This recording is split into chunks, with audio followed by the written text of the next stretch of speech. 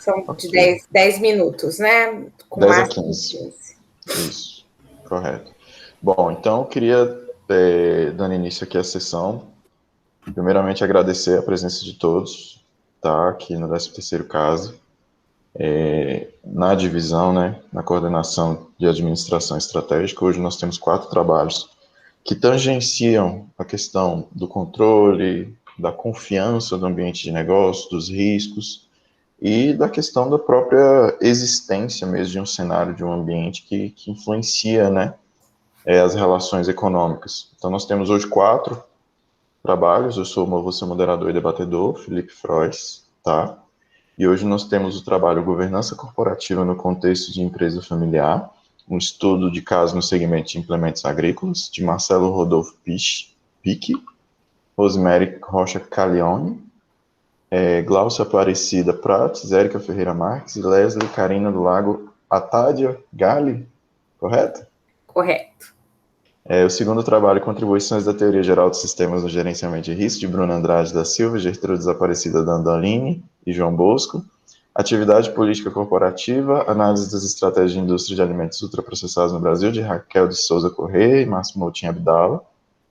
E, por fim, a influência dos direitos de propriedade intelectual na escolha de internacionalização das empresas na América Latina, de Flaviane Fidelis Querino, Ludmila Martins Flores, Fernanda Teixeira Franco Ribeiro, Lohane Pereira Miranda, tá?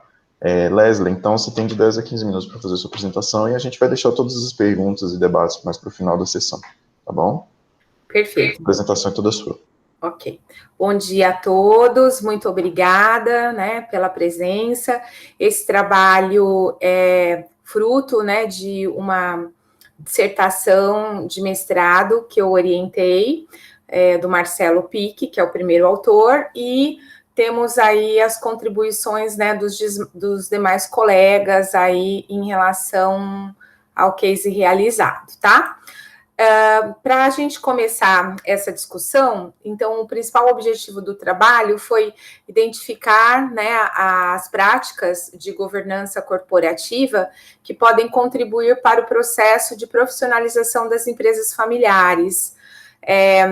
A ideia, né, é identificar os fatores facilitadores e restritivos nesse processo de implementação, né, da governança, e por que né, tem esse objetivo o trabalho?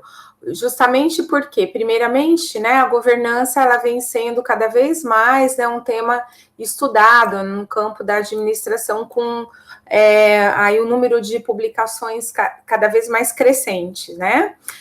Uma outra questão é que, embora a governança ela seja um tema, né, atual e bastante explorado, então, na literatura da administração, esse recorte nas empresas familiares ainda pode ser considerado atual e restrito, né? Ele ainda é pouco explorado, principalmente no âmbito internacional, mas no nacional principalmente, né? Temos aí um número de estudos, se nós formos comparar com outros tipos de organizações, né, ainda um número pequeno de estudos. E o outro lado é que nós temos aí a nossa unidade de análise, né? As empresas familiares, elas têm uma relevância socioeconômica bastante importante, não só pela geração de empregos, mas porque nós sabemos que de 60% a 90% das empresas de todos os países em nível mundial, elas são empresas familiares, né? Então, as empresas familiares, sejam elas, né, de grande porte, como, por exemplo, um Magazine Luiza, ou de pequeno porte, médio porte, elas têm aí uma importância muito grande, né, para o PIB, né, nacional e internacional, tá? Bom, o referencial teórico, basicamente, foi utilizado aí a questão, né, da gente caracterizar as empresas familiares, mostrar o fato de que a presença da família na gestão, né, ela acaba trazendo aí muitas vantagens, como, por exemplo, a questão, né, do dono da organização ser extremamente leal àquela organização, motivado, né, para que essa organização ela se perpetue ao longo do tempo, mas, por outro lado, a presença da família traz aí uma série de conflitos de interesse, né, entre a questão, né, dos interesses familiares e os interesses da organização. Existe também, né, questões relacionadas ao uso indevido de recursos pelos membros da família, né? É muito comum a gente ver o pessoal, né, às vezes sangrando a empresa, né? A gente usa muito essa expressão dentro do estudo das empresas familiares para, né, comprar coisas para a família, para viajar, enfim, né? Coloca todas as despesas lá, né, nas contas, né, da empresa familiar, e isso acaba, né, afetando aí a própria sustentabilidade da organização. Existe também, né, a questão, né, tradicional aí das empresas de modo geral, que ainda estão passando por processo de profissionalização, a questão da falta, né, de um processo de planejamento e estratégico e também definição, né, de procedimentos formais, a resistência à questão, né, da mudança, da modernização, e também, muitas vezes, né, uma ausência de uma política clara de recursos em que, né, os parentes, eles são contratados por competência, né, e que deveriam ser contratados dessa maneira, e o que a gente vê muitas vezes é contratar, né, gente não qualificada aí para os cargos da organização. Dentro disso, né, pessoal, a questão, então, da governança, ela acaba sendo extremamente útil, né, sendo a governança, né, um conjunto de valores, princípios, propósitos e regras que regem, né, o sistema de poder e os mecanismos de gestão organizacional. Então, acredita-se, então, que a governança, ela realmente possa ser um mecanismo importante, né, para que as empresas familiares, elas neutralizem aí esses fatores restritivos, né? Basicamente, dentro, né, do âmbito da empresa familiar, a governança, então, ela vai abranger questões relacionadas, né, à gestão do sistema empresarial e o conselho de administração, vai reger também a questão da propriedade, né, e aí estabelecer regras, né, para o sistema societário e também a formação da Assembleia de Acionistas, e questões relacionadas à regência da família, como é que ela vai se relacionar, né, com a organização, né, a partir do momento, então, que essas pessoas se tornam sócios e não necessariamente elas vão participar da gestão. Então, definir os papéis, né, de cada um dentro da organização, tá?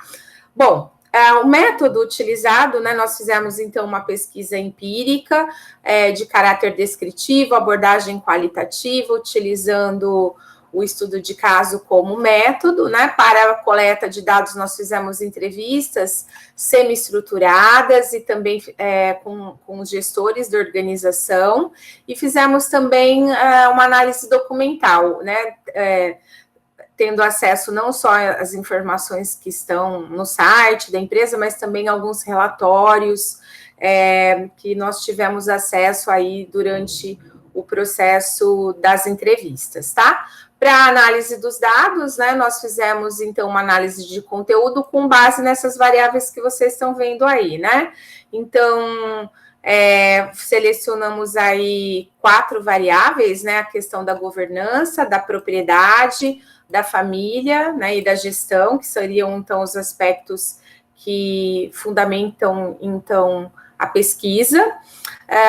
E cada uma dessas variáveis, né, elas foram transformadas, né, em um roteiro de perguntas abertas que ajudaram, então, a gente a, né, fazer o estudo. Com relação, né, à empresa, nós temos, então, uma empresa, como, né, está lá no título, na área de implementos agrícolas, é uma empresa já antiga, né, aqui da nossa região de Ribeirão Preto. Ela tem, na verdade, cerca de 71 anos, né? E é uma das empresas que nós podemos dizer, né, dentre os cases, como é um estudo de caso único, né? Então, ela ganha pela relevância, uma vez que é uma das empresas aí pioneiras nessa área, né, de implementos agrícolas, não só, né, em nível regional, mas também em nível nacional, tá? Em relação, então, à questão da governança, ela surgiu basicamente em função aí da passagem, né, do processo de sucessão do fundador para os respectivos herdeiros.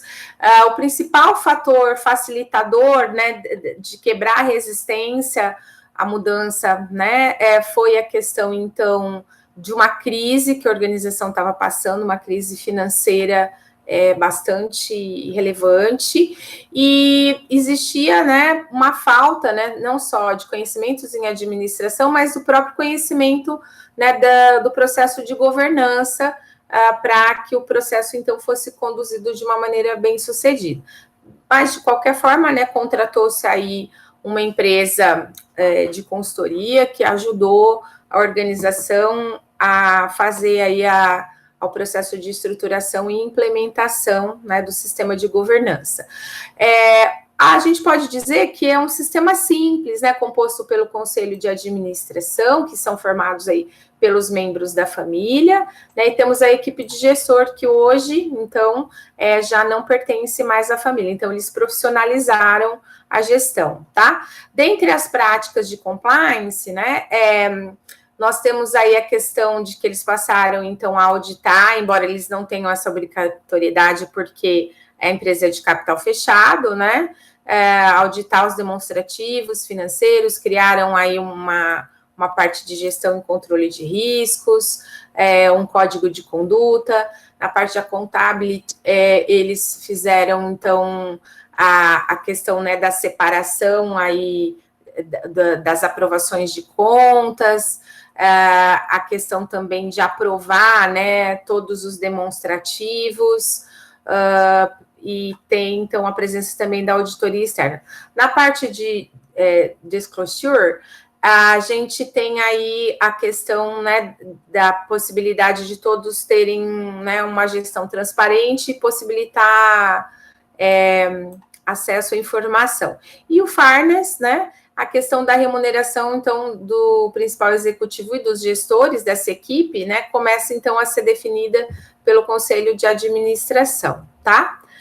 Bem, com relação à parte de propriedade, a gente vê, então, que é um consórcio de primos, o pessoal, então, foi colocado no Conselho de Administração, né, os herdeiros, eles passaram, então, a fazer reuniões mensais para fazer esse acompanhamento, né, e utilizaram aí, como, né, também ficou muito fechado ainda na organização, então ficou basicamente o Conselho de Administração, ele é o conselho da família também, né, mas houve algumas medidas, como, por exemplo, né, a formação de uma holding e também essa questão, né, da transparência aí em relação ao acesso das informações para que as coisas fluíssem, né, e ficasse tudo resguardado.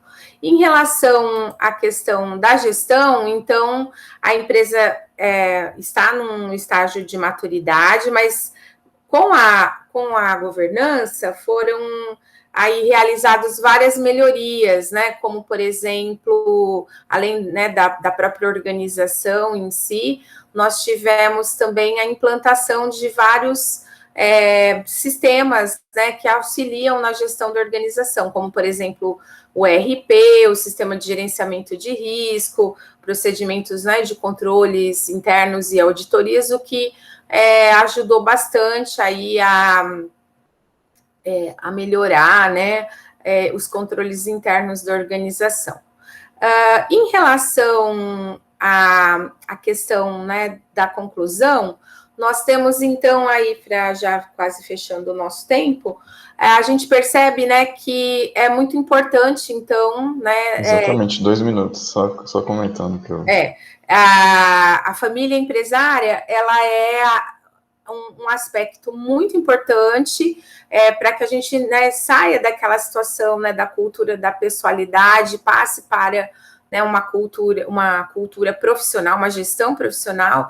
É importante que a gente leve em conta, né, as peculiaridades do contexto daquela organização para a implementação ela ser bem sucedida, né?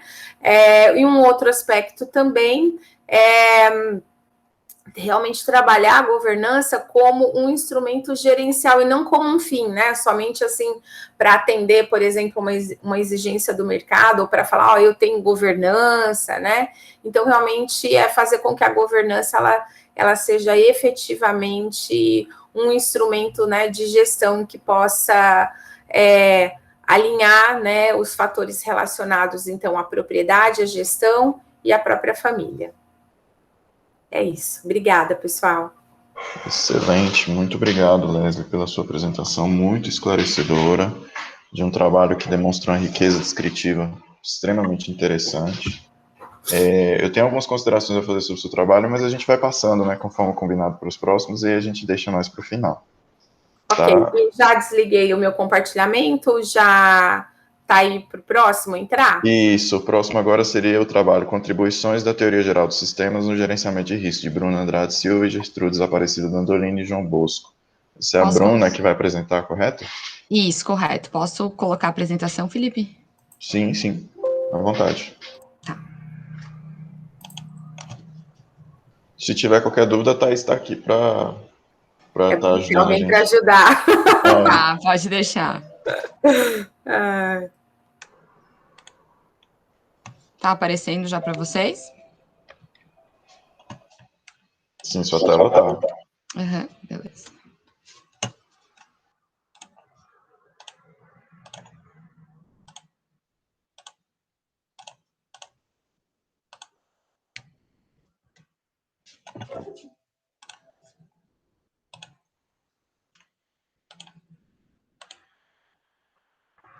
Ok, Bruno, de 10 a 15 minutos, ok?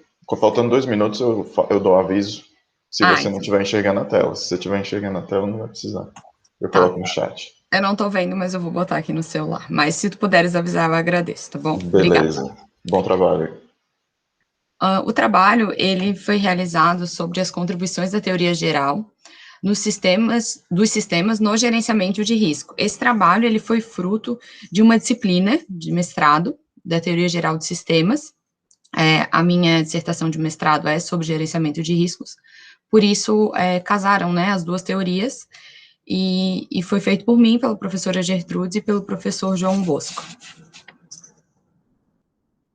Então, os riscos, ele tem uma natureza antagônica com a segurança. Quando a gente pensa em risco e pensa em segurança, são coisas que não combinam, né? Quanto maior o meu nível de segurança, menor o de risco. Então, é uma relação que ela é inversamente proporcional. Só que, no entanto, nem todo mundo, quando faz uma análise de risco, ele faz essa análise de uma forma sistêmica. Ela muitas vezes é feita de forma individual, o que prejudica o resultado. O risco sistêmico, esse conceito, ele foi inserido por Diana White em 1995, que a partir disso, ela considera, né, que todo componente da organização forma um sistema e ele vai atuar de forma interrelacionada. E a análise de risco, então, deve ser feita em cima desse conceito de sistema. A noção da influência dos fatores externos, ela vem crescendo na sociedade, devido ao formato de desenvolvimento das organizações, a globalização, o aumento da tecnologia, Big Data. Então, as influências, elas acabaram aumentando e a consciência da sociedade sobre isso também, o que fez com que estudos nessa temática fossem crescentes, né? Ao considerar que a gente considerar que o sistema ele vai estar sujeito a diversos riscos, é preciso a gente considerar a teoria dos sistemas aplicada a ele, porque defender apenas um componente e analisar apenas um componente não vai me dar um resultado positivo, e eu ainda corro o risco de estar analisando um componente que, na visão do observador, ela é considerado um risco, mas na interação das partes ela tem pouca influência no sistema total. Então, diante do exposto, o estudo, ele buscou responder à questão de pesquisa, como a teoria geral dos sistemas contribui para a aferição e gerenciamento dos riscos nas organizações. Não só apenas como ela contribui para a identificação desses riscos, mas também como que ela pode ajudar que seja feita a gestão deles, né? Então, a finalidade para atingir a resposta da questão definiu-se como objetivo principal do trabalho identificar como a teoria geral de sistemas vem contribuindo para a identificação e gestão dos riscos nas organizações. O referencial teórico, ele foi feito baseado nos dois construtos, né, tanto no gerenciamento de riscos, quanto na teoria geral de sistemas. Iniciando a parte de risco, é bem importante ter um entendimento do que seria o risco, e diferenciar é sempre uma boa forma de a gente entender alguns conceitos, né? Para a teoria, o risco, ele é uma incerteza, mas uma incerteza mensurável. Essa é a diferença de risco e incerteza. A incerteza eu não consigo mensurar. O risco, ele pode ser mensurado, é uma incerteza mensurada que pode ser tanto quantitativa quanto de forma qualitativa. O gerenciamento de risco dentro de uma organização, ele vai gerar oportunidades de melhores resultados e também ele reduz a chance das perdas, de ocorrer perdas lá na frente nos resultados. A gestão de risco, ela pode estar incorporada nos processos da organização, nas metas e objetivos, e contribui como um guia mesmo para a tomada de decisão. Então, ela fica bem intrínseca a todos os processos da organização. E uma gestão eficiente, ela deve englobar também a área social, financeira, tecnológica, e também os fenômenos naturais, né, que devem ser contabilizados quando se faz uma gestão de risco. Quando a gente vai partir para a parte de sistemas, a teoria geral do sistema, ela vai acreditar que todos os elementos, eles têm uma interação contínua entre si e entre o meio. Então, a teoria de sistemas, ela preza por um sistema aberto, onde toda organização, ela vai ter trocas com o meio, e o objetivo das trocas é sempre buscar um equilíbrio. Aplicada a teoria às organizações, é possível extinguir a empresa como sistema fechado, incentivar a criação de subsistemas e a integração externa entre organizações. Então, nessa visão, uma organização, ela seria um subsistema de um sistema maior, que seria o mercado, e a interação, ela vai ocorrer tanto entre as empresas, paralela, né, tanto quanto com o mercado em si, ou um sistema maior. E dentro desses subsistemas estariam os componentes do sistema. Então, o sistema ele vai ser formado pelos componentes que vão ter interação entre si, não sendo, portanto, conveniente uma estimativa de risco baseada em apenas um componente, porque um componente, perto de um sistema total, ele é muito frágil, muito fácil de se tomar uma decisão equivocada em cima dele.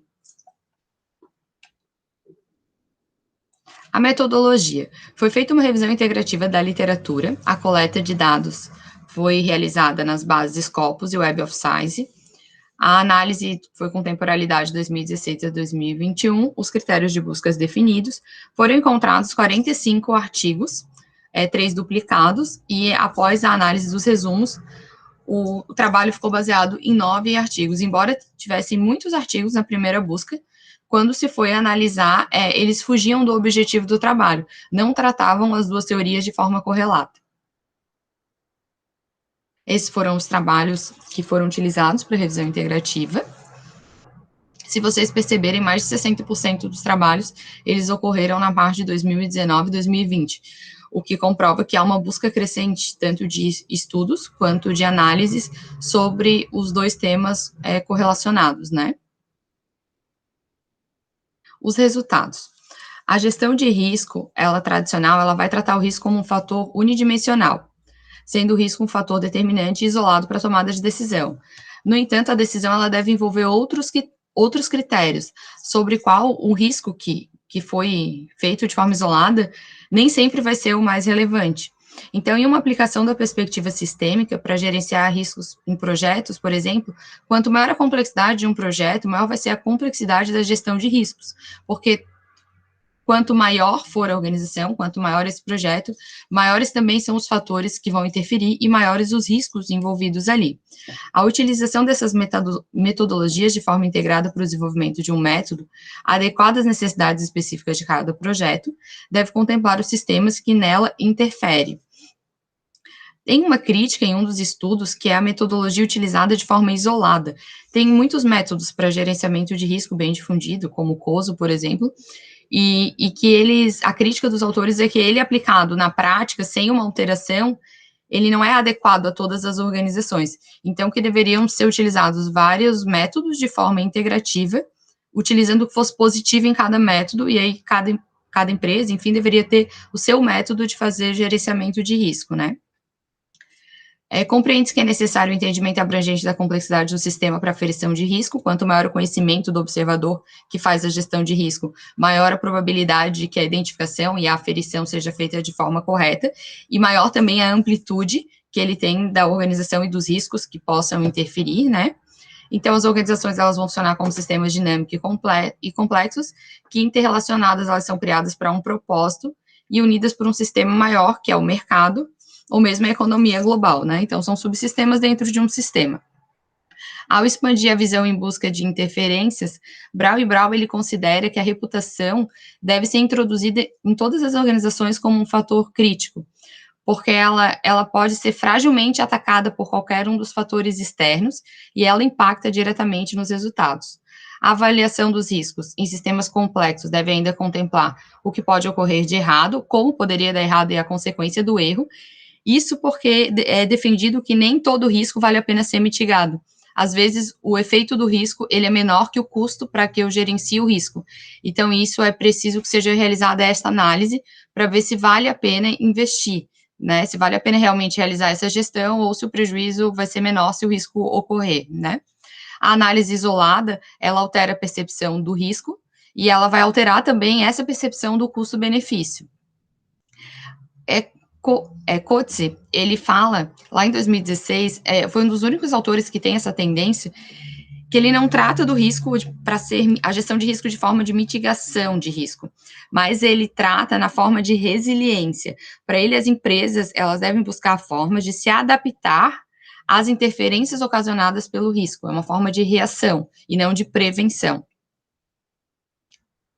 Conclusão, ao final da análise foram encontrados 9 artigos. Os artigos foram analisados, apontaram a necessidade da aplicação da teoria geral para verificação de forma ampla dos fatores críticos, principalmente quando eles citam projetos e organizações complexas.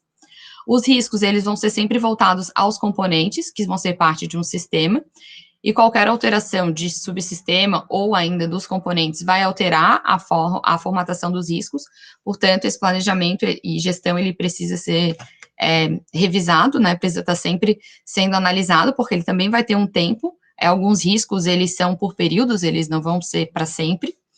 Realizou-se uma crítica à modelagem de riscos pré-existente, pois a sua aplicabilidade direta não é efetiva, sendo necessário adaptar as teorias para cada modalidade de empresa. O custo-benefício da gestão de riscos para um fator crítico específico foi citado, e também estudos que desenvolvem a resiliência ao risco, foram tratativas dadas por organizações. Dos 9 artigos, apenas um era teórico, né, a maioria eram estudos de caso, de aplicabilidade, e é isso. Eu agradeço a apresentação e fico disponível para caso tenham alguma dúvida. Excelente, 10 minutos de apresentação. Muito obrigado, Bruna, pela sua apresentação. Achei um trabalho bem maduro também, bem articulado. Você sabe bem o que você estava procurando trazer para o seu leitor. Eu te parabenizo por isso. Tenho considerações também, mas também vou deixar para o final. Ok. Tá? E agora a gente vai para o trabalho em construção da atividade política corporativa, análise das estratégias da indústria de alimentos ultraprocessados no Brasil, da Raquel e do Márcio. Então, Raquel, vai ser você que vai apresentar, né, segundo seu orientador, né? Então, você pode estar apresentando sua tela para a gente. Assim que você falar que está ok, eu já começo a rodar seu tempo.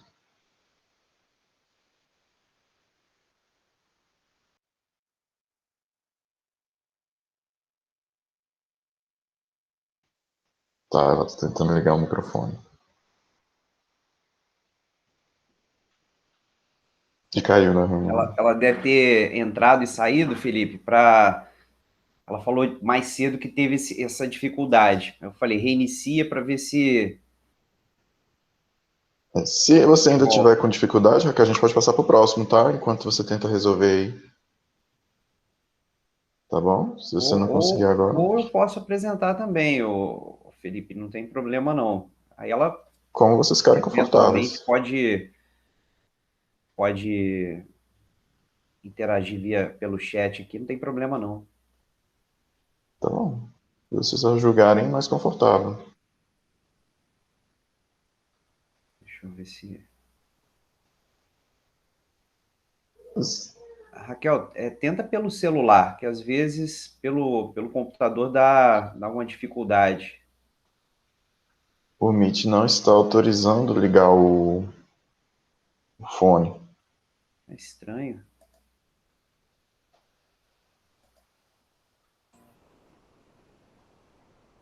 Bom, Será que se ela colocar, entrar e sair, porque às vezes na hora que ela entrou, o microfone estava desligado, na hora que ela se conectou.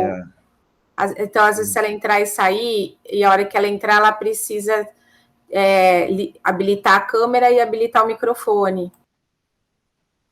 pode ser uma possibilidade, sim. Ela entrou agora novamente. Ela entrou com o microfone ligado, mas desligou em seguida. Foi uma questão de relance de segundos. Estão me ouvindo? Agora sim. Consegui Ótimo. conectar pelo celular, mas pelo computador não tá indo, ele desliga sozinho. Estranho. Tudo bem. A gente consegue te ouvir Desculpa pelo normalmente. imprevisto. Imagina. Vou colocar a apresentação agora.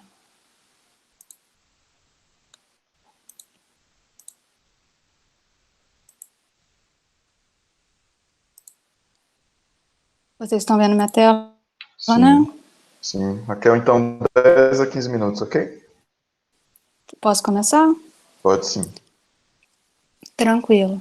Bom dia a todos, meu nome é Raquel. Esse trabalho está em construção, junto com meu orientador de mestrado, o Márcio Abdala, e intitulamos ele como Atividade Política Corporativa, a análise das estratégias da indústria de alimentos ultraprocessados no Brasil. Bom, o contexto do nosso trabalho envolve as doenças crônicas não transmissíveis, que grande parte tem sido geradas, né, pelo consumo exagerado de alimentos ultraprocessados, que são fabricados pelas indústrias.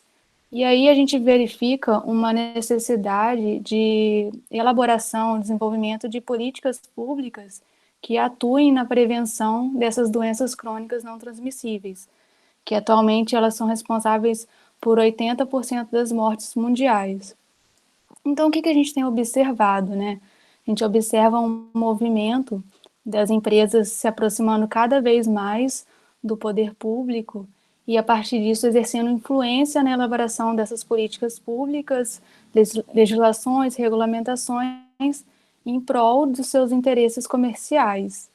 Então, o objetivo da nossa pesquisa, né, é analisar as estratégias de atividade política corporativa adotadas pelas indústrias de alimentos ultraprocessados a partir da seleção dos atores mais proeminentes no mercado brasileiro.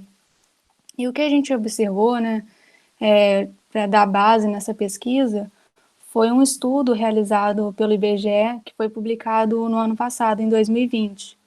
Nessa pesquisa do IBGE, eles analisaram 10 anos e conseguiram verificar que há uma crescente no consumo de alimentos ultraprocessados na alimentação dos brasileiros. Só que, em contrapartida, apesar de ter um crescimento, esse crescimento está desacelerando, muito provavelmente pela elaboração e implementação de políticas públicas. Então, essa seria a proposta de dissertação que irei desenvolver no próximo ano. Na síntese e delineamento do desenvolvimento do trabalho, nós dividimos basicamente em 3 tópicos. O primeiro deles vamos abordar os produtos ultraprocessados. Coloquei aí até uma imagem que representa, né, que são refrigerantes em geral, alimentos congelados, biscoitos, doces no geral também. E os produtos ultraprocessados são aqueles que são fabricados a partir de substâncias extraídas de alimentos in natura ou alimentos minimamente processados. E para elaboração desses alimentos são colocadas muitas técnicas industriais. E para conservar também o produto de fato, como os congelados, né? E o outro tópico que a gente vai abordar, que é o cerne do trabalho, são as estratégias de não mercado e atividade política corporativa. O ambiente, ele é formado pelo ambiente de não mercado, que tem os concorrentes, os fornecedores, consumidores, são os principais atores desse ambiente de mercado. E também tem um ambiente de não mercado, que os principais atores são governos, ONGs, ativistas, mídia, agentes reguladores e cidadãos. E a atividade política corporativa, ela se desenvolve nesse ambiente de não mercado, que são as ações que essas empresas têm junto a esses agentes de não mercado, principalmente agentes políticos, governamentais, em prol de favorecer os seus interesses comerciais, alcançar esses objetivos que eles almejam, né? E o que a gente observa também, que na atividade política corporativa na indústria de alimentos, tem atuado fortemente nessa linha de embarreirando algumas políticas públicas, né? Tem tornado complexo esse processo, uma vez que essas políticas públicas, ainda mais essas de saúde, que incentivam um consumo reduzido desses alimentos, pode afetar os negócios. E o que se observa também é que as atividades políticas corporativas da indústria de alimentos muito se assemelham às indústrias de cigarro e de álcool. São uma atividade muito parecida. O método que a gente está pretendendo abordar nessa pesquisa foi desenvolvido por Mialon e colaboradores em 2015. Nesse trabalho que eles desenvolveram, eles descrevem etapas necessárias para você percorrer esse processo de monitoramento das estratégias. Mialon já tem feito pesquisas em diversos países e no Brasil a gente ainda não identificou nenhuma pesquisa monitorando essas atividades políticas corporativas. Então, o modelo que eles propõem é feito de 5 fases, 5 etapas. A primeira delas é o desenvolvimento, a seleção dos atores da indústria de alimento. O segundo é a identificação das fontes de informação. A terceira é a coleta de dados. A quarta fase é a análise dos dados usando a estrutura em um processo interativo. E a última fase é a elaboração de relatórios com aquilo que você obteve de dados e conseguiu identificar. Nessa coleta de dados, a gente está pensando, em um primeiro momento, em realizar entrevistas, que podem assumir uma estrutura ou não, com os atores mais proeminentes do mercado de alimentos ultraprocessados. E a análise dos resultados, pretendemos analisar por meio da análise de conteúdo, porque permite a análise dos dados verbais e não verbais. Como resultado esperado e limitações, nós pretendemos, num primeiro momento, mapear as estratégias de atividade política corporativa adotadas pelas indústrias de alimentos ultraprocessados no Brasil. Pretendemos também identificar os principais atores responsáveis pelas estratégias de atividade política corporativa. Pretendemos revelar categorias emergentes de estratégias de atividade política corporativa observados no Brasil a partir dos dados coletados. Essa categoria ela é muito específica da pesquisa, porque a depender de regiões, você vai ter algum tipo de categoria que talvez não apresente aqui, como também com os dados que vamos coletar, podemos identificar umas categorias que não tiveram sido identificadas anteriormente, em outros estudos, em outros países. E como produto tecnológico, né, que é um dos objetivos da dissertação do mestrado, um resultado que a gente precisa chegar, desenvolver uma proposta de minuta de política pública de saúde. E, por fim, como limitação, a gente identificou a limitação na coleta dos dados como entrevistas, porque a atividade política corporativa ainda é um tema assim, complexo, que talvez as pessoas que estejam envolvidas não queiram participar, ainda que seja para fins acadêmicos, fins de pesquisa, não queiram participar por terem medo ou não quererem se mostrar também, né? Com medo do que pode acontecer. Tem certa resistência em dar entrevistas. Então, caso isso ocorra, a gente teria que mudar esse modo de coleta de dados. Essas foram as principais referências utilizadas e obrigada pela atenção de todos. Muito obrigado, Raquel.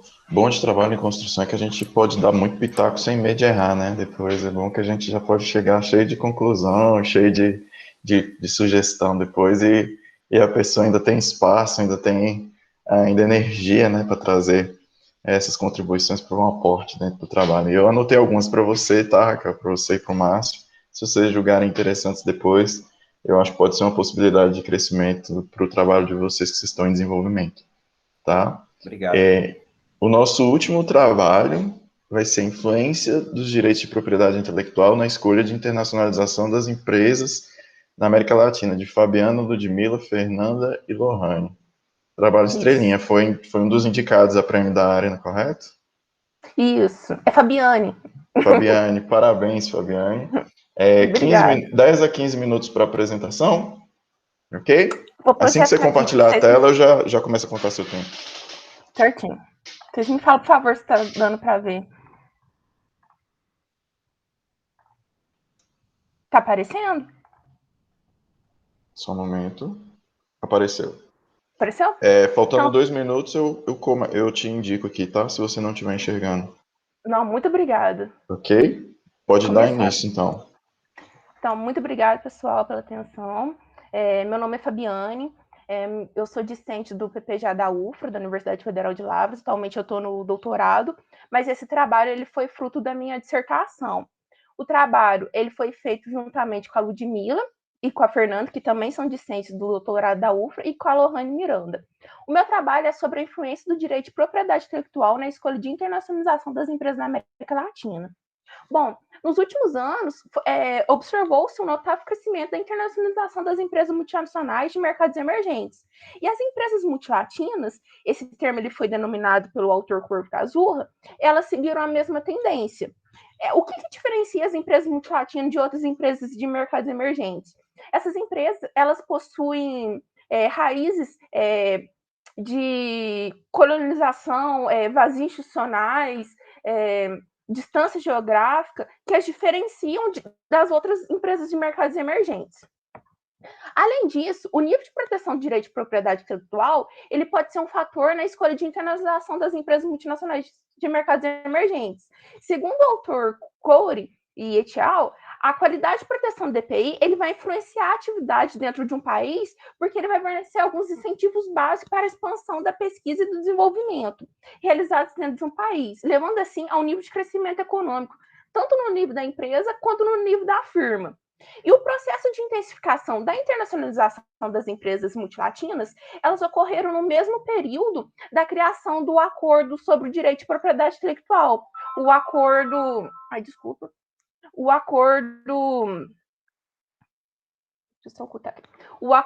sobre os aspectos relacionados ao direito de propriedade intelectual, o Acordo TRIPS. Esse acordo, ele estabeleceu padrões mínimos de direito de propriedade intelectual, no qual todos os membros da OMC, eles foram obrigados a aderir.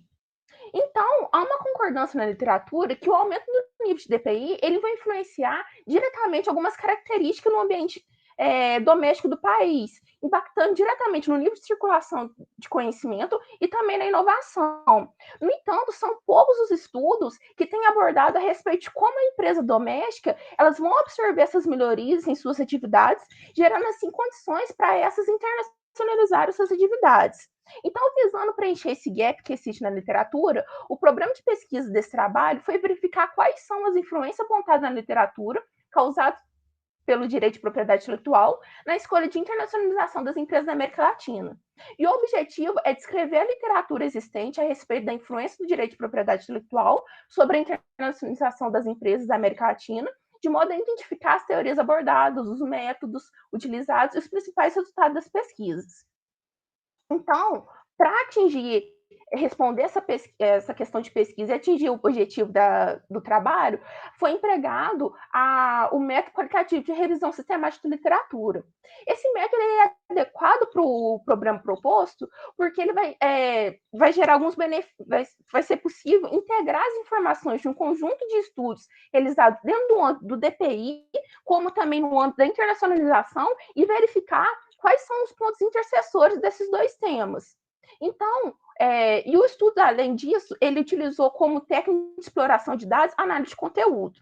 Então, para garantir o rigor metodológico, o primeiro passo, após a delimitação do tema e a definição da questão de pesquisa, foi selecionar algumas bases científicas para poder fazer as buscas dos artigos que foram analisados. Para esse trabalho, utilizou-se 4 bases. A primeira foi a Web of Science, a Scopus, a Emerald e a Taylor e Francis. A Web of Science e a Scopus, elas foram utilizadas dado a grande relevância que ela tem com tamanho de publicações indexado nessas 2 bases. Já a Emerald e a Taylor e Francis, elas foram utilizadas porque muitos trabalhos sobre as empresas de mercados emergentes são indexados nessas bases. A segunda etapa foi a definição da string. A string foi composta com termos referentes ao direito de propriedade intelectual, à internacionalização e também à região aqui da América Latina. Essa busca ela foi realizada em abril de 2020 e, após a busca, retornou um total de 299 documentos. A próxima etapa consistiu em exportar esses documentos para o software gerenciador de referência, o Mendeley, que foi utilizado. Quando eu coloquei esses artigos no Mendeley, o primeiro passo foi tirar os artigos duplicados. Após isso, restou 203 artigos. Na sequência, foi realizada a leitura dos títulos, resumos e palavras-chave desse artigo para ver quais que estavam dentro do escopo da pesquisa. Esse passo ele foi possível excluir 165 artigos, restando no final 38 artigos para serem analisados. Partindo então para a seção dos resultados, eles serão apresentados em 6 dimensões analíticas. A primeira é a dimensão demográfica, além disso, a relação dos periódicos, natureza de pesquisa, abordagem teórica, métodos utilizados, países analisados, objetos de pesquisa e resultados da pesquisa. Então, a primeira abordagem, que é relacionada com a demografia da produção acadêmica, foi possível verificar que o primeiro artigo publicado sobre o tema, ele foi publicado no ano de 2000. Só que houve um salto de 9 anos para o próximo artigo ser publicado, que ocorreu em 2009. Então, de modo que o crescimento do volume de produção, ele começou em 2010. E esse fato é justificado porque no ano de 2010 foi um ano que mais da metade dos países aqui da América Latina conseguiram aderir ao acordo, o acordo TRIPS. Em relação aos periódicos que tiveram maior volume de publicação, é destacado o International Journal of Emerging Markets, com 4 artigos publicados entre os artigos que compõem a amostra. Observe que dos 38 artigos selecionados, 20 eles foram publicados em 29 periódicos, sendo que o Reino Unido ele se destacou em relação ao número de periódicos com publicações sobre o tema, possuindo um total de 65,5% do total de periódicos da amostra. Já em relação à autoria, não teve um autor dominante que publicasse muito, de forma que foi possível afirmar que existe uma dispersão em relação às autorias. Já em relação à concentração territorial por organização do vínculo do primeiro autor sobre o tema, destaca os Estados Unidos com 6 autores, a Itália e o Reino Unido com 4, e a Alemanha e a Espanha com 3 autores cada. Essa figura 4, ela demonstra os países que foram analisados por esses artigos. É possível verificar que a maioria dos artigos, eles analisaram múltiplos países, sendo que apenas o Brasil e o México foram unidades de análise individuais sobre o tema. Em relação aos setores analisados, foi possível verificar que, dos artigos que compõem a amostra, 13 deles analisaram empresas multinacionais de mercados emergentes e 4 analisaram empresas multinacionais. Além disso, 3 deles analisaram o fluxo de ID recebido nessa região e também a aplicação da regulamentação de DPI. Os demais artigos eles estavam relacionados mais com a questão da inovação como objeto de análise. Já em relação às abordagens teóricas, houve uma maior representatividade, maior utilidade da teoria da internacionalização e da teoria institucional. E alguns artigos, eles utilizaram mais de uma teoria em sua análise. Mas, mesmo assim, os que utilizaram mais de uma teoria, ou estava empregada a teoria institucional ou a teoria da internacionalização, de forma que é possível constatar a relevância dessas duas teorias sobre o tema estudado. E sobre a natureza metodológica utilizada pelos artigos, observou-se uma predominância de artigos de natureza quantitativa que utilizaram os dados secundários. Foi possível também verificar que a técnica mais utilizada foi a análise de dados em painéis. E, por fim, foi apresentado a nuvem de palavras-chave desses artigos. É possível verificar que os temas que mais se destacam são o direito de propriedade intelectual e a internacionalização. Então, a literatura existente sobre a influência do DPI sobre a internacionalização das empresas da América Latina, ela varia em relação ao foco e abordagem. Existe uma concentração na discussão da análise que engloba vários países da região. Em menor quantidade são aqueles que analisam o contexto único dos países aqui da região da América Latina. Dessa forma, essa pesquisa ela identificou uma lacuna para os estudos futuros. Além disso, as evidências elas mostram que as principais características dos artigos sobre a influência do DPI na escolha de internacionalização das empresas sobre o tema, ela ainda é novo, porque o pico de publicação foi entre os anos de 2014 e 2017.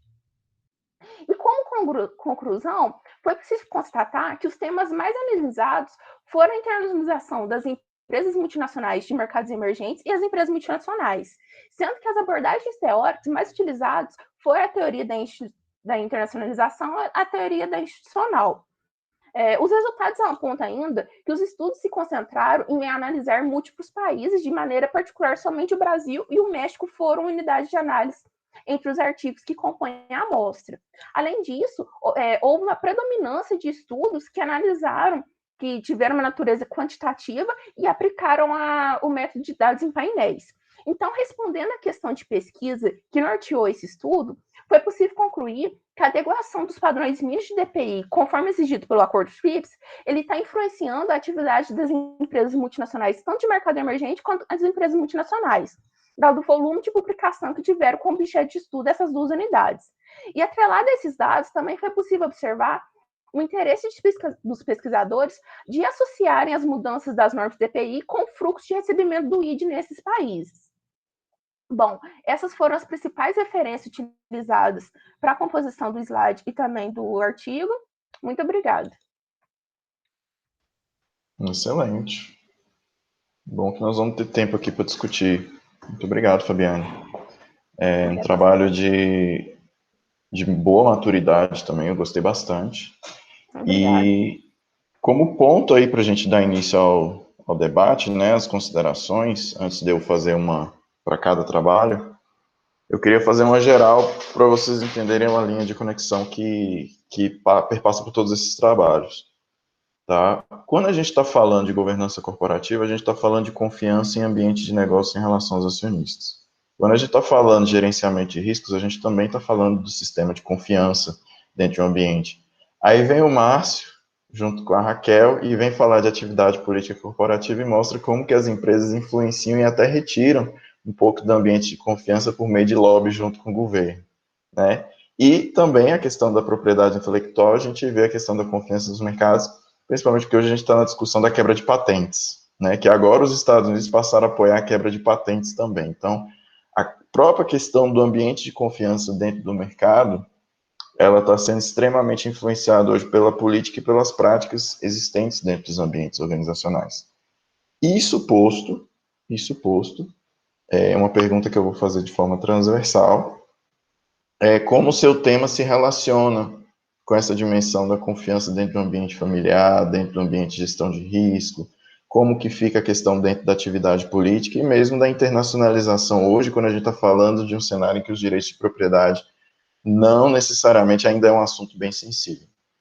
Tá? Sobre o primeiro trabalho da governança corporativa do Marcelo, que foi apresentado pela Leslie, o primeiro trabalho, eu queria comentar que é o seguinte, é um trabalho de estudo de caso único, tá? É um trabalho que joga muita força, muita potência no sentido descritivo do trabalho da prática, né, do estudo de caso. Isso está certo, porque foi bem apresentado um protocolo de pesquisa, tá? Só que pensando em como a gente tem visto hoje nos grandes cenários de publicação, que esse movimento descritivo, ele é útil quando são cenários inexplorados ou quando a gente não tem nenhum tipo de referência a respeito do assunto. Havendo estudos prévios sobre governança corporativa, o que poderia ser uma possibilidade? Um pouquinho de redução na descrição, né, por meio de quadros sinóticos, da forma como foi apresentado hoje na apresentação do trabalho, né, para que o movimento de back to theory, né, de volta para a teoria, ganhe um pouco mais de espaço no trabalho. E é exatamente esse que é um ponto que me chamou a atenção. Falta aquele movimento de o que a teoria pode aprender com esse caso, de uma forma um pouquinho mais explícita, sabe, dentro do conteúdo do trabalho, que está muito bom, que tem muita contribuição, que tem muito elemento interessante para a gente aprender bastante em relação à governança corporativa em organizações familiares, tá? Então, a gente tem que mostrar o ganho, a dificuldade, a institucionalização, o que tem de interessante dentro do contexto de organizações familiares, qual foi o papel dessa consultoria, como essa consultoria criou um diferencial, né, como que a gente pode transpor para um movimento da teoria mesmo, sabe? E eu acho que isso pode ser um pouco mais reforçado no artigo, é como que o caso contribui para o campo, entendeu? A gente pode ter os dois tipos de estudos de caso, como a teoria contribui para o caso, ou como o caso contribui para o campo, para a teoria. E aí, eu vi que teve muito forte esse movimento, né, de como que a teoria vai para o campo, mas eu senti um pouquinho de falta de como que o caso pode contribuir para o campo teórico também. Leslie, você já quer fazer algumas considerações a respeito? Eu acho que você tem razão, né, Felipe? O trabalho ele é dinâmico, né? E a crítica ela é super pertinente, né? E eu acho que é aquela história da maturidade da pesquisa, né? Então, o aluno terminou o trabalho, agora a gente está dando continuidade ao tema com a Rose, que é coautora do trabalho também. Eu acho que a gente vai ter condições de tornar o trabalho mais robusto com essas contribuições que você coloca, né? De que forma que, por meio desse aprendizado, né, desse caso, a gente consegue também contribuir para a teoria da governança aplicada ao contexto das empresas familiares. Acho que são críticas excelentes, obrigada. Não, maravilha. Eu já comento no sentido que com esse trabalho do jeito que você está, você já consegue uma publicação. Tá? É importante deixar isso claro, você consegue uma publicação. O que eu falo é no sentido de fortalecer para conseguir um impacto ainda maior, um periódico ainda mais potente, né? Bem nesse sentido. O que a gente consegue generalizar, né? E sobre a questão da confiança do ambiente de negócio, da contribuição, qual foi sua percepção a partir desse estudo que vocês desenvolveram? Qual que foi, né? Eu queria perguntar mesmo sua percepção, como é que foi você que viveu a experiência de campo, entre o antes e o depois, né, da governança corporativa no ambiente familiar, o que muda, o que impacta dentro da confiança? Você consegue tentar estabelecer um paralelo para a gente aprender com sua experiência? A questão, né, num ambiente que muitas vezes é caótico, como o da empresa familiar, né, em que as decisões elas são atropeladas e que muitas vezes não é a decisão de caráter técnico que se sobrepõe sim à vontade, né, ou os interesses do dono ou dos herdeiros. Então, a questão da governança, ela é fundamental para coibir esse tipo né, de ação, de pressão, e que acontece, né, com muita frequência, né, no contexto das empresas familiares. Quando a gente está falando ainda de uma empresa, né, de porte um pouco maior, como essa que a gente estudou, que tem muitos membros da família, né, que participavam da gestão, depois foram afastados. O processo, né, de afastamento também, ele é um processo, muitas vezes, de sofrimento, né, para os gestores, e a governança, ela traz um pouco dessa segurança para eles que estão se afastando, no sentido de falar, eu estou me afastando, e como é que a minha empresa vai ficar lá? Vai conseguir sobreviver, porque isso fica, né, na mente do empresário familiar tradicional, né? E, por outro lado, traz, né, muita transparência em relação à gestão. Então, começa a mudar mesmo, é um instrumento de mudança cultural, inclusive, né? De deixar alguns comportamentos que são perniciosos da gestão familiar para trás. Isso ficou muito claro, assim, né, para a gente. A empresa ainda está, né, num processo, não está completamente controlado, mas a gente percebe, assim, que os ganhos são muitos. Então, a própria questão, né, da gestão dessa crise financeira, então a organização começou a lidar com isso de uma maneira, né, muito mais assertiva, e ter também, né, daí, no caso, a presença de gestores externos à família, e aí alguns foram selecionados dentro da própria organização, outros, né, foram selecionados de fora, então oxigenou bem, né, também, e acho que aí, com relação a essa questão da confiabilidade, né, todas essas práticas de ter, por exemplo, auditoria externa vindo fazer, né, a inspeção dos demonstrativos, isso, né, tira, naquela visão do gestor tradicional de empresa familiar, tira aquela desconfiança de, mas como assim alguém vai ficar gerindo o meu negócio? Isso é meu, né? É uma relação de apego muito grande, né? Que o gestor de empresa familiar tradicional tem. Então, isso é muito bacana de enxergar, né? Eu acho que a gente vai tentar escrever agora, né, nessa perspectiva aí das contribuições, de uma maneira, como eu falei, né, mais assertiva, desses ganhos aí que a gente percebe que são nítidos. Bacana. E vocês têm um volume de dados bons, pela extensão da pesquisa empírica que vocês demonstraram fazer. Eu acho que vocês têm muita coisa ainda para mostrar, tá? Eu parabenizo o trabalho de vocês. Sobre o trabalho de contribuições da Teoria Geral de Sistemas no Gerenciamento de Riscos, eu quero fazer uma confissão para a Bruna. Eu estou morrendo de vontade de estudar isso com calma, só que numa outra perspectiva, na perspectiva do Luhmann. Você sabe por quê? Porque eu tenho estudado corrupção sistêmica. E como que a gente estuda corrupção sistêmica? É quando um sistema tenta corromper o outro. Entendeu? Então, quando a gente vê corrupção, por exemplo, na política, a gente vê o sistema econômico fazendo avanços no sistema político. E um estudo de caso que eu tenho feito muito recentemente agora é como que, com a responsabilidade social corporativa, isso é um pouco polêmico que eu vou falar, com responsabilidade social corporativa é o sistema econômico invadindo o sistema social e dizendo, as empresas dizendo quais causas sociais devem ser priorizadas com o investimento que depois é tirado do imposto. Entende? Então, eles mesmos pegam do setor de recurso público, eles mesmos indicam o que de sistemas sociais eles vão estar patrocinando, que beneficia o negócio deles de forma indireta, entendeu? E não tem nenhum tipo de discussão democrática a respeito do assunto. Então, um sistema corrompe o outro. E aí, quando você vem falar de teoria geral do sistema de riscos, eu fico pensando nesse sentido, tanto intra-organizacional quanto extra-organizacional. Sabe? Fica muito bom, por quê? Porque quando você vai fazer a análise, você mostrou, olha, normalmente quando a gente faz a pesquisa em questão de controle e gerenciamento de riscos e sistemas, a gente seleciona um sistema isolado, a gente analisa todos esses riscos relacionados ao sistema, e a gente tenta mapear esse sistema dentro de uma estrutura. Então, a maioria dos artigos tem feito isso.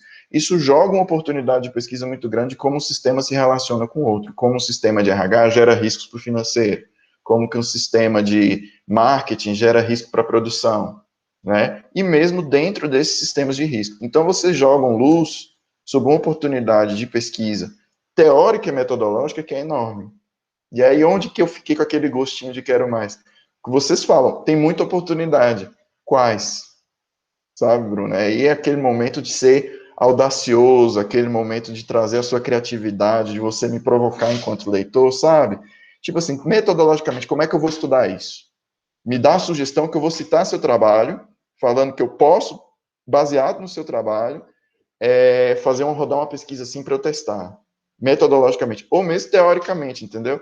Bruna, Gertrudes e João Bosco, então Silva, Dandolini e Alves, 2021, indicam que, teoricamente, um sistema pode estar interferindo, gerando riscos para o outro, e que existe uma possibilidade interessante de você analisar sistemas integrados, ou sistemas abertos, como você colocou, ou sistemas isolados. A partir disso, como que eu vou fazer, sabe? Então, eu fiquei com muito gostinho de quero mais. O artigo tem espaço para isso ainda, vocês ainda têm algumas 1000 palavras. Aqui na versão que eu recebi, claro que esse trabalho pode ter recebido mais, né? Mas na versão que eu recebi ainda tem espaço, e eu acho que o trabalho pode crescer muito nesse sentido. Eu gostei bastante das provocações que vocês fazem. E eu estou sentindo falta, na realidade, exatamente desse tipo de trabalho, sabe? Que mostra para a gente como o sistema influencia o outro. Você quer comentar a minha curiosidade? Eu acho essa curiosidade super pertinente, assim, esse insight que tu teve de entre sistemas, tipo o risco do financeiro para o de recursos humanos, é uma perspectiva que eu não tinha tido. Eu fiz o trabalho, mas eu não tinha tido essa visão. É legal a gente ter a visão do outro, né? É sempre contributivo, assim. E principalmente que ele é um trabalho de disciplina, ele foi um trabalho feito, entre aspas, né, de uma forma mais ou menos rápida, ele foi uma disciplina de mestrado. Então, é claro que ele é um trabalho de crescimento ainda, ele ainda está em fases de contribuições, assim, e desenvolvimento.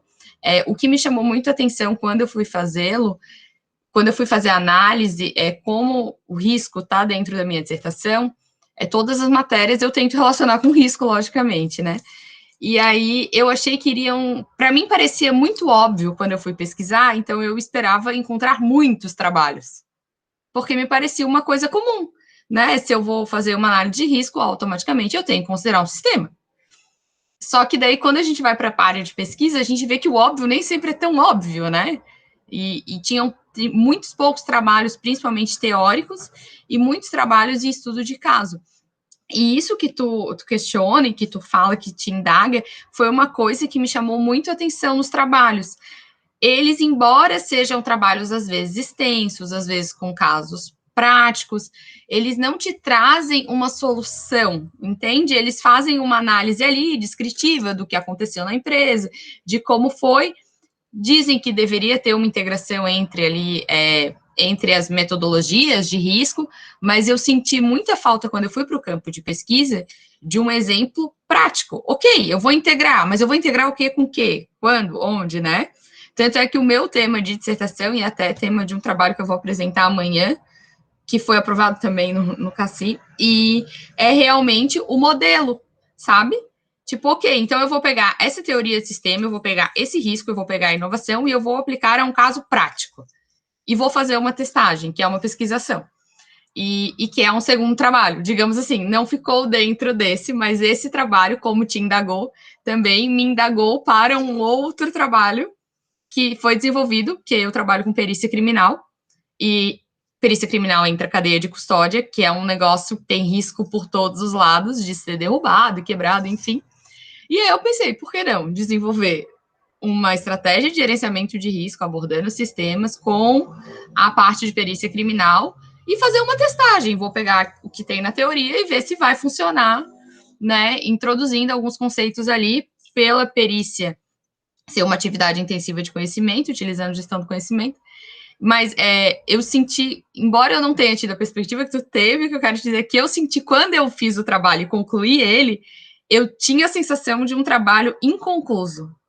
Ele me dizia, mas ele não me dizia, entende? Ele me deixava numa coisa, num limbo, assim, tipo, ok, tem isso, mas tá, e daí? E para onde vou, né? E eu acho que é muito legal a tua contribuição, porque faz a gente, claro, a crescer no próprio trabalho, que realmente eu também acho, e concordo contigo, que ele ainda falta um pouco, né? Ele deixa muito no ar. E foi uma coisa que eu realmente não consegui ainda finalizar, puxar ele para vou terminar aqui, sabe? Ele ficou, eu também tenho essa sensação. Então é legal ouvir isso, porque parece que a sensação não é só minha, assim, é real, né? Parece mais concreto quando é outra pessoa falando. E eu agradeço muito as contribuições, vão me ajudar não só nesse trabalho, mas como esse trabalho serve de base para outros que eu estou fazendo, vai me ajudar nos outros também. Muito obrigada. Isso, eu que agradeço, me deu muita coisa. Eu te pergunto se dentro da perspectiva organizacional, se você quiser pensar em levar para organizações, você está familiarizado com a teoria do ator-rede? Não tô, não é tema de estudo. Tá, se você for procurar sobre Thay, Bruno Latour, teoria do ator-rede, você vai achar um bom campo teórico para você pensar mapeamento de sistemas a partir do agente, da rede que ele estabelece e do tipo das relações que eles estabelecem bilateralmente, entendeu? Sim. Então, dessa forma, o sistema ele pode pensar. Eu vejo muita potencialidade nesses sentidos. Claro que você, com certeza, também vê oportunidades, mas eu gostaria de uma sessão que você explora um pouco mais de como que a gente pode chegar nessa ideia de uma visão mais integrativa, sabe? Me parece que ainda fica muito uma visão míope dos riscos dentro das organizações. E eu acho que ser um pouco mais ácida incrementaria um pouco mais o impacto do seu paper, sabe? Sim. Perfeito. Eu agradeço muito pelo trabalho. Vou te fazer a mesma pergunta que eu fiz para o trabalho anterior. Como que você sente que o seu tema, gerenciamento de riscos, a partir de uma análise de sistemas, ela pode contribuir para um ambiente de segurança ou para um ambiente de confiança no mundo dos negócios ou no mundo das transações? Eu acho como que a sua experiência contribui? Eu acredito que a experiência e a contribuição ela é extremamente efetiva, assim, porque se tu for falar em segurança, automaticamente, por ser antagônico, ele está interligado a risco, né? Para eu ter uma sensação de segurança e confiança, eu preciso saber, a gente fala de onde estou pisando. Então, isso é visível, inclusive, quando você vai para o mercado de capitais, dentro das empresas, a sensação de risco, ela interfere na influência de juros, investimentos, preço de ações, empresas com alto risco, baixo risco, e não só o risco de mercado, mas o risco dentro da própria empresa, né? Porque o risco de mercado é um fator crítico para a empresa. Então, eu vejo que, assim, quanto maior a gestão de riscos conseguir abranger os fatores críticos de uma empresa, mais chances de assertividade e maior a chance da confiabilidade que isso repassa. Porque quando eu estou, por exemplo, investindo numa empresa, mas eu sei que ali os riscos estão sendo mensurados, que eles têm esse cuidado, eu me sinto menos volátil, menos impactada pelos fatores, né? Se tem essa sensação, isso é uma sensação que eu consegui ver nos estudos de caso, e eu acredito que é uma sensação prática, assim. Se a gente sabe o risco, a gente consegue ver o tempo que ele vai durar, a gente consegue ver qual o impacto que ele vai ocasionar, e a gente vê que tem uma tentativa de mitigar aquilo, a sensação que a gente tem, embora saiba, né, que não é uma sensação real, é uma sensação planejada, digamos assim, e você sabe que aquilo está sendo cuidado. Então, automaticamente, isso aumenta a confiança de quem está investindo na empresa, isso vai aumentar a confiança na reputação da empresa, e dentro da própria empresa também se tem essa sensação de concretude, né? De que não é algo que está ali e que vai sendo reativo. Embora tinha um autor que fala e trata, o artigo dele é sobre a resiliência do risco, não é uma teoria que me agrada particularmente, né? Eu acho que, claro, as empresas têm que ser resilientes, isso é lógico, mas é muito difícil eu estar adaptado a todos os riscos quando eu comparo a teoria sistêmica, porque quando eu aplico, esses riscos, eles ganham uma amplitude incrível. Os sistemas, tudo vai interferir. Então, é difícil eu ser resiliente a tudo, né? Logicamente, eu cito no trabalho, mas é uma crítica pessoal, assim, né? Eu acho que é muito, pelo que eu estudei de teoria dos sistemas, é muito difícil a aplicabilidade de vamos criar uma teoria do risco, ao invés de mitigá-los, vamos criar uma base em resiliência. Então, para mim, é uma coisa que não teria uma aplicabilidade. Eu acho muito difícil mesmo de aplicar, assim. Acho que a parte da mitigação, acho que a parte de custo-benefício é bem importante, né? Porque nem os riscos, eles têm grau, né? Grau de impacto dentro de uma empresa. Então, riscos baixos, talvez, possam ser gerenciados de uma forma, riscos altos, talvez alguns riscos não tenham necessidade, porque não vão impactar tanto. E isso eu achei bem legal e acho que é bem contributivo para as empresas, que às vezes a gente sai querendo, vamos fazer gestão de risco, vamos botar tudo aqui, se chove, se não chove, se dá sol, se cai vento, e alguns riscos, embora sejam riscos, têm impactos pequenos. E aí se gasta mais para mitigar do que se ele ocorresse. Então, isso de todo o meu trabalho, assim, eu acho que essa é a parte mais contributiva para o negócio. Além de se aplicar a teoria de sistemas para ter uma visão ampla do negócio e dos riscos que interferem nele, aumentando a sensação de segurança, claro, de se fazer a análise do custo-benefício dessa gestão, que eu acho que em muitos lugares se gasta mais do que realmente era necessário, e isso também cria uma reação da empresa como uma aversão, né? É muito complexo, é muito caro, é muito, né? É pouco pensado assim, pô, mas não precisa ser tudo isso, pode ir por esse caminho. Então, acho que a ideia do trabalho é essa, assim, mostrar que tem como, quanto menor a empresa, menor vai ser essa complexidade de gestão, e o custo-benefício, para mim, é uma maior contribuição do trabalho, assim, tocar nisso, que é uma coisa que nem todos os trabalhos tocaram e que eu vejo que é pouco difundido, pelo menos ali na parte que eu estudo, é uma coisa não muito levada em consideração, né, principalmente em área acadêmica, assim, foca-se muito no desenvolvimento da teoria e pouco a aplicabilidade dela, né, eu sou bem defensora da parte da aplicabilidade, então, é isso.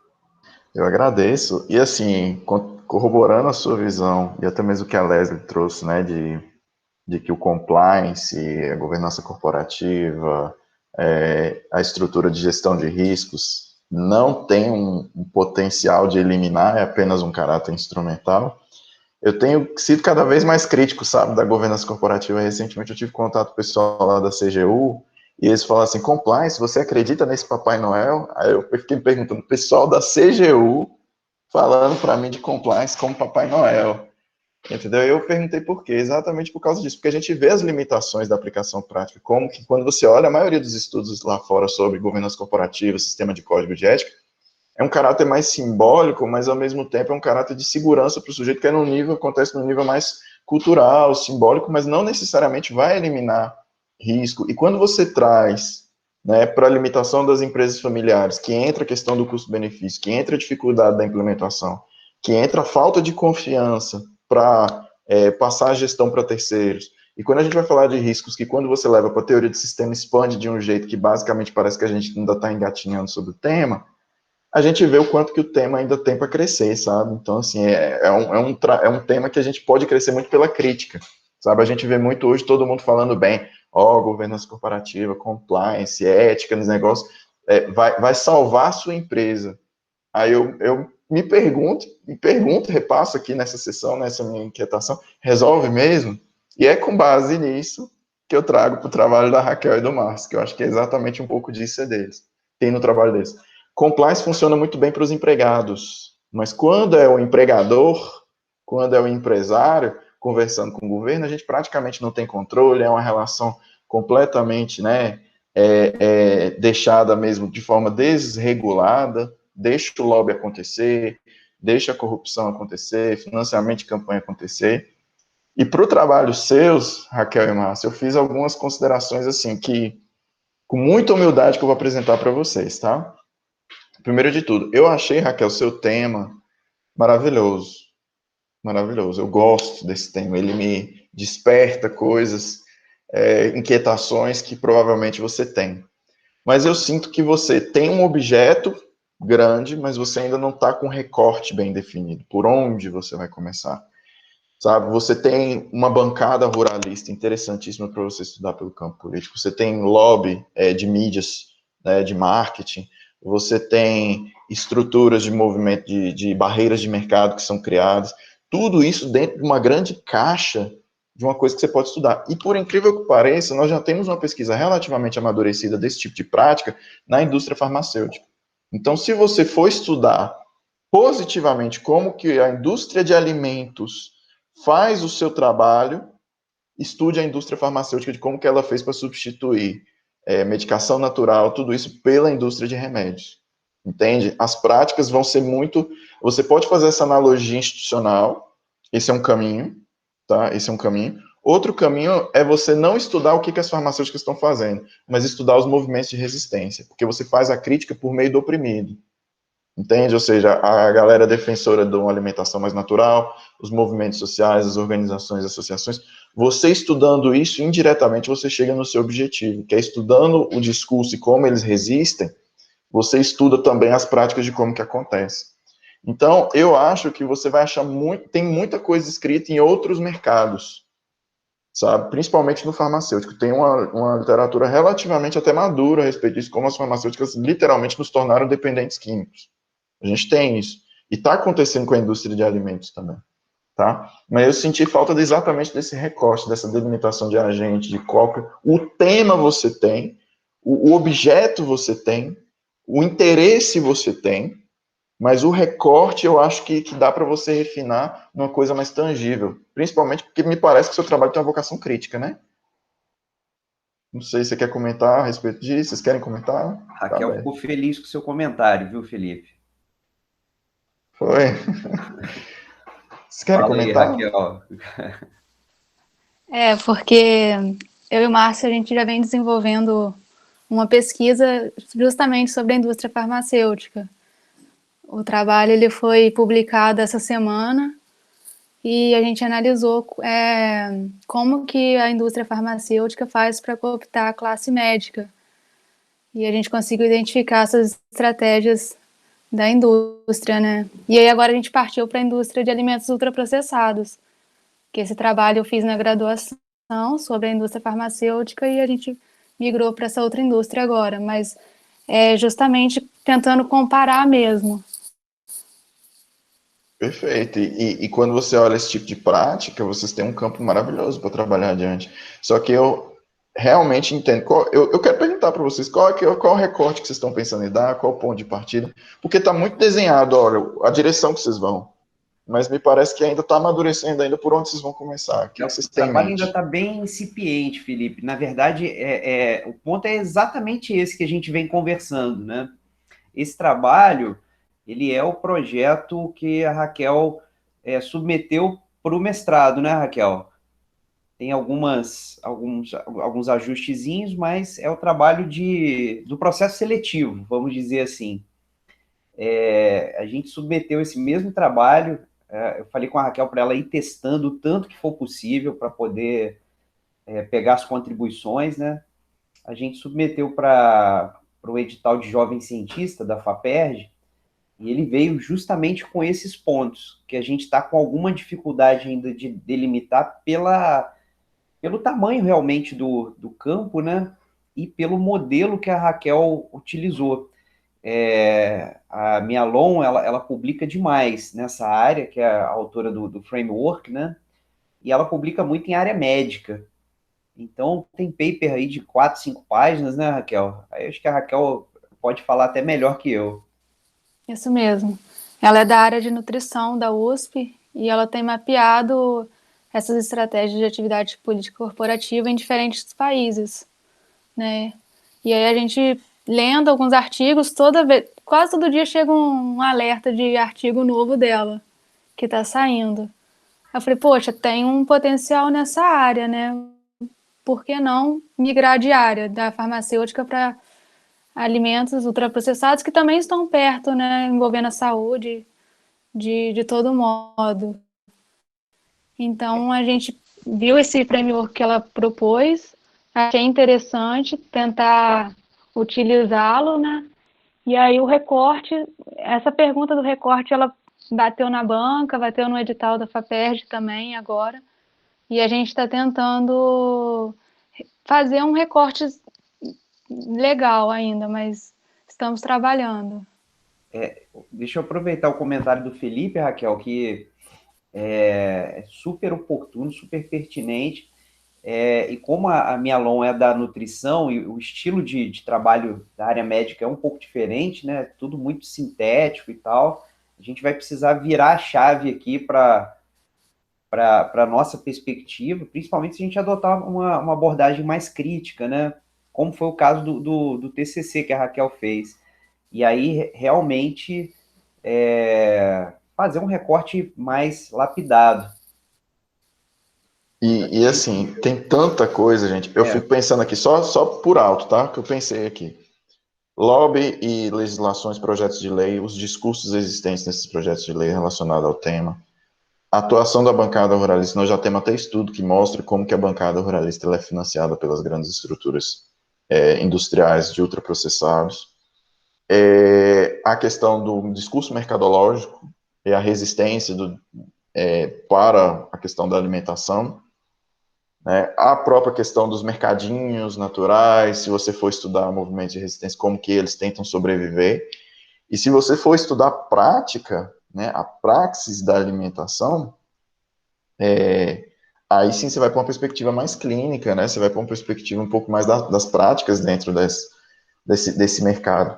E aí eu fiquei pensando assim, nossa, tem muita possibilidade nesse sentido, o que precisa de um recorte, sabe? E aí o que eu te recomendo fazer, tá? Onde é que você tem mais facilidade de entrar?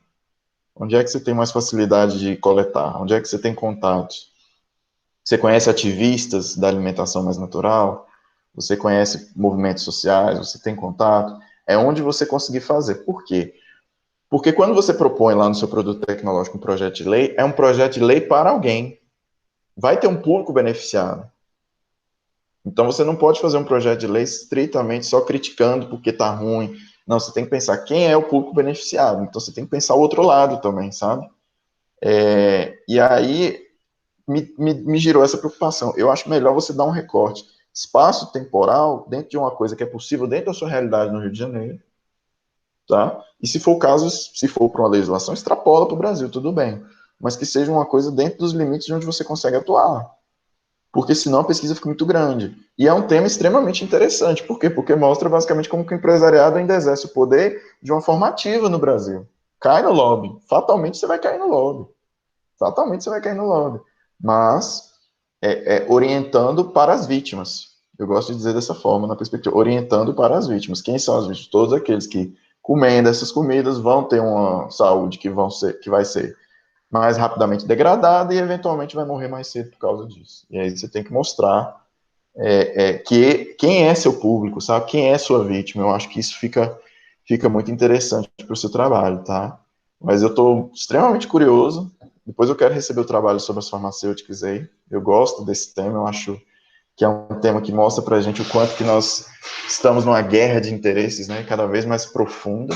E eu parabenizo você, Raquel, parabenizo o Márcio também pelo trabalho que vocês têm desenvolvido e parabenizo aí, boa sorte aí no seu mestrado, que saia um excelente resultado de pesquisa para você, que te satisfaça. Tá bom? Fico feliz que a gente esteja gravando as sessões, que depois a gente pega esses comentários com detalhes aí. Obrigado. Eu que agradeço. Por fim... Obrigada, Felipe, pelas contribuições. Ajudaram muito. Eu que agradeço. Eu desejo muita sorte para vocês nos seus trabalhos, tá? Por fim, o trabalho relacionado à propriedade intelectual. É um tema que é muito caro também. Primeiro, vocês estão de parabéns. Eu vou reiterar o parabéns pela indicação. Tá? É um tema que está maduro. Obrigada. É um tema que está maduro, Fabiane. Eu só vou fazer uma questão que eu acho que foi interessante, que eu acho que é interessante você trazer para uma perspectiva crítica. É você ajustar um pouquinho o seu problema de pesquisa, porque, na realidade, quando você fala assim, quais são as influências causadas pelo direito de propriedade intelectual na escolha de internacionalização das empresas da América Latina, não necessariamente é essa a resposta que você deu ao longo do artigo. Entende? Por quê? Porque você analisou a evolução da literatura, quais têm sido as contribuições da literatura nesse campo, para a gente criar mais ou menos uma ideia, né, das hipóteses mesmo que vocês levantam. Se um país tem um direito de propriedade mais maduro, vale a pena você investir e garantir que a sua patente está resguardada. vale a pena você investir num país que protege o seu direito intelectual e a sua patente. Da mesma forma, um país que consegue crescer em termos de propriedade intelectual estimula novos negócios também a desenvolver inovações. Então, no Brasil, a gente tem uma dificuldade muito grande de ter inovação, até por causa mesmo da nossa burocracia, da dificuldade que a gente tem para desenvolver uma proteção de direitos intelectuais, né? E nesse sentido, eu acho que a sua contribuição ela é forte, porque ela suscita uma discussão de um ambiente de negócios que se vê favorecido por uma maior estabilidade institucional, que é relacionado ao avanço da legislação, ao avanço dos trabalhos jurídicos e de enforcement a respeito desses direitos de propriedade.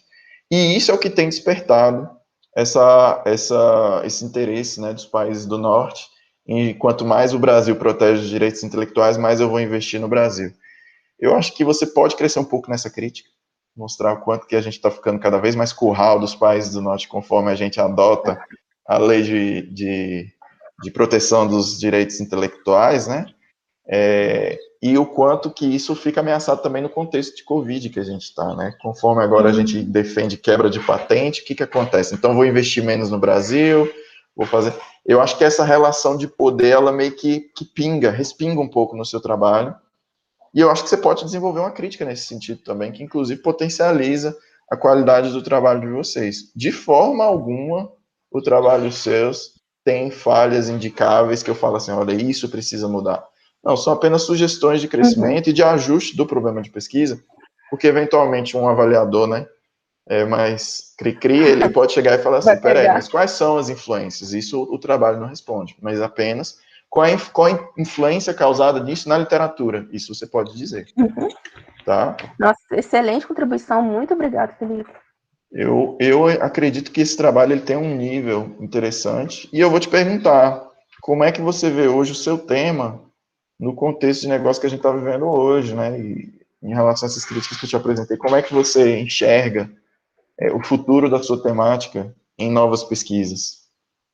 Então, esse trabalho ele foi inicial, eu desenvolvi a minha dissertação sobre ele, e foi possível verificar na dissertação que o DPI ele estimulou a entrada do investimento direto estrangeiro aqui na região da América Latina, não em todos os países, mas agora que nem você pontuou, com essa questão da quebra de patentes, provavelmente esse fluxo de investimento direto estrangeiro vai diminuir muito, porque as empresas não vão ter incentivo para vir aqui realizar a pesquisa e desenvolvimento, sendo que essa pesquisa e desenvolvimento ela pode ser diluída aqui na economia.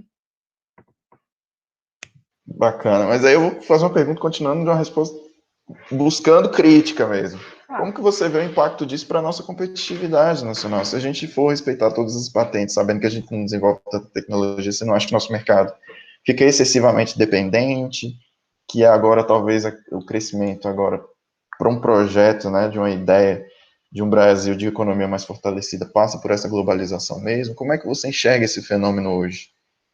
Não, com certeza. Só que, assim, um dos pontos que a gente conseguiu identificar na dissertação foi justamente esse.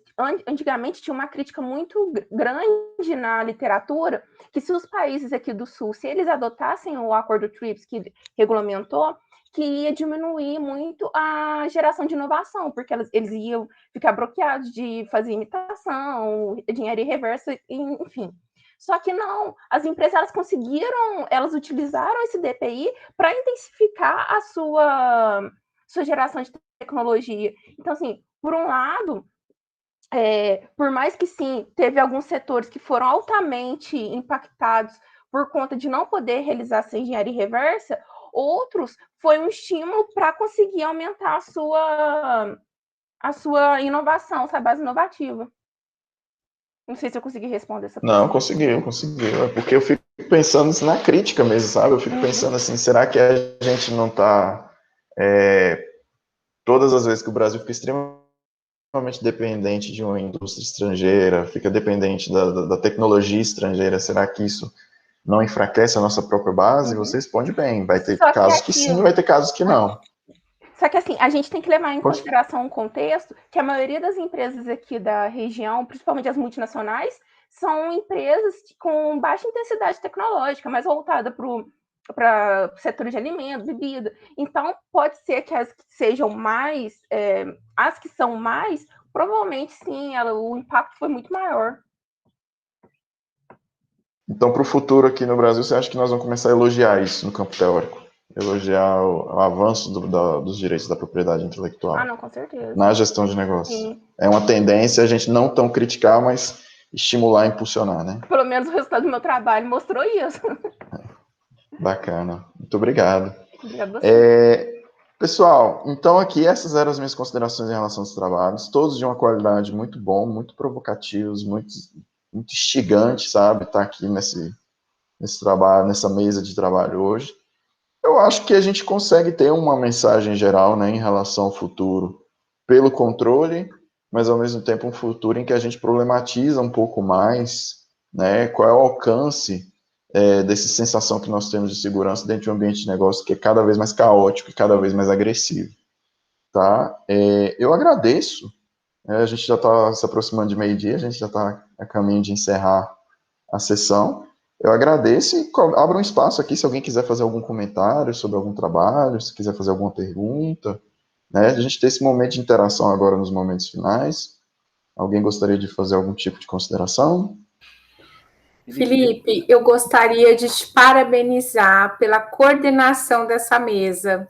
Foi muito bacana, realmente você contribuiu, né? E eu acho que uma das coisas legais da gente estar participando de um congresso é justamente ter essa possibilidade, né, de esse olhar crítico em relação aos trabalhos, de contribuição que, infelizmente, nessa loucura que a gente vive da vida acadêmica, às vezes nos sobra pouco tempo para discussão, né, assim, com nossos pares. Então, foi um momento, assim, muito agradável e muito produtivo. E você fez uma costura, né, das diversas temáticas, assim, realmente impecável. Meus parabéns. Muito obrigado, agradeço muito. Eu, com certeza, aqui ficou fácil fazer com a qualidade do trabalho que eu tinha na minha mão aqui hoje para trabalhar. Vocês todos são muito competentes. Eu agradeço a oportunidade de conhecê-los, na realidade. Eu espero que aqui o caso seja esse momento da gente fazer trocas também, né? Da gente se conhecer, se conectar nas redes, né? Conhecer o trabalho uns dos outros. É um prazer conhecer todos vocês aqui hoje também. Pode ter certeza que o ganho é de mão dupla. E me deixa muito curioso sobre o trabalho que vocês virão a desenvolver agora no futuro próximo, inclusive desses artigos, né?